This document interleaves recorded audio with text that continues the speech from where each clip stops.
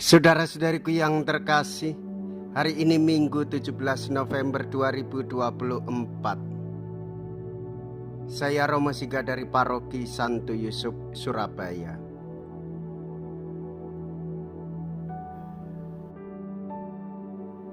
Dalam nama Bapa dan Putra dan Roh Kudus, amin. Kita memasuki hari Minggu biasa ke-33. Tahun liturgi hampir berakhir. Kini liturgi membicarakan akhir dunia. Suatu pesan yang agak mengejutkan juga. Tetapi itu pun suatu Injil. Artinya warta gembira. Kita tahu tiada kebinasaan satupun merupakan akhir segala-galanya, dan bahwa pekerjaan dan pembangunan kita bersifat sementara. Sebab sekali waktu Putra Manusia akan datang, dan barang siapa hidup baik akan bersinar bagaikan matahari dan hidup kekal. Berjaga-jagalah jika kamu ingin diselamatkan. Sebab tidak ada yang tahu kapan penolong akan datang, hanya Bapa yang mengetahuinya. Ia akan mengumpulkan orang-orang pilihannya dari keempat penjuru dunia. Mea culpa, mea culpa, mea maxima culpa.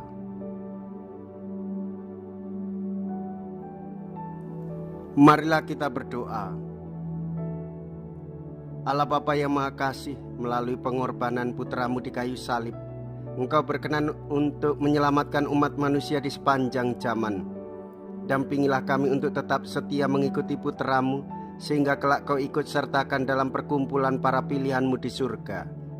Sebab dialah Tuhan dan pengantara kami, yang hidup dan berkuasa bersama dengan Dikau dalam persatuan Roh Kudus, Allah sepanjang segala masa.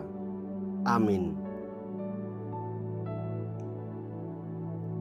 Tuhan bersamamu dan bersama rohmu.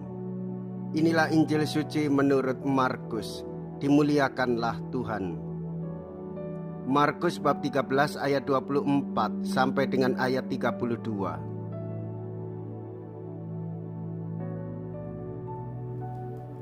Sekali peristiwa dalam khotbahnya tentang akhir zaman, Yesus berkata kepada murid-muridnya, pada akhir zaman sesudah siksaan-siksaan yang berat, matahari akan menjadi gelap dan bulan tidak bercahaya.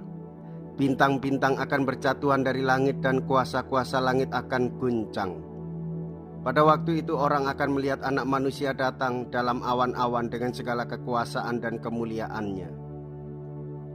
Dan pada waktu itu pula ia akan menyuruh malaikat-malaikatnya keluar dan mengumpulkan orang-orang pilihannya dari keempat penjuru bumi, dari ujung bumi sampai ke ujung langit. Tariklah pelajaran dari perumpamaan tentang pohon ara. Apabila ranting-rantingnya melembut dan mulai bertunas, kamu tahu bahwa musim panas sudah dekat. Demikian juga jika kamu lihat hal-hal terjadi, ketahuilah bahwa waktunya sudah dekat, sudah di ambang pintu. Aku berkata kepadamu, sesungguhnya angkatan ini tidak akan berlalu sebelum semuanya itu terjadi. Langit dan bumi akan berlalu, tetapi perkataanku tidak akan berlalu. Tetapi tentang hari atau saat itu tidak ada seorang pun yang tahu. Malaikat-malaikat di surga tidak, dan anak pun tidak, hanya Bapa yang tahu. Demikianlah sabda Tuhan. Terpujilah Kristus.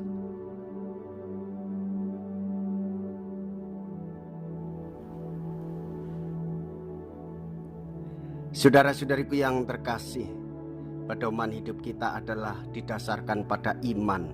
Kita hanya bergantung kepada Tuhan.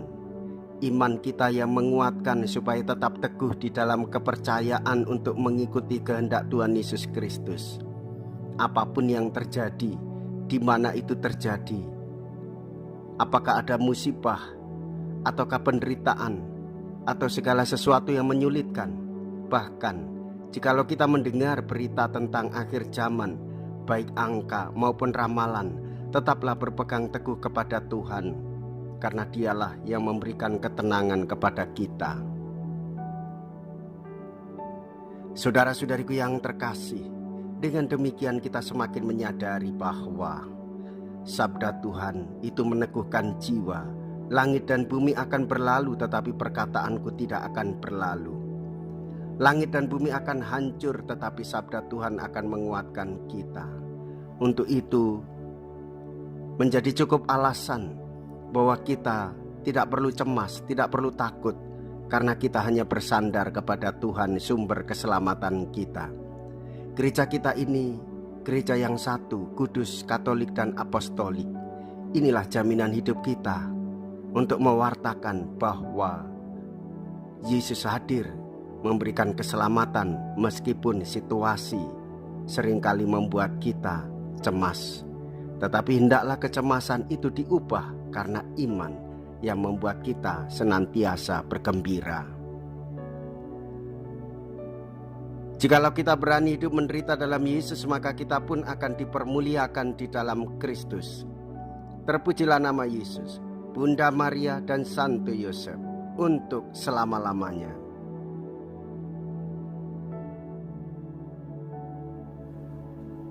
Marilah kita berdoa.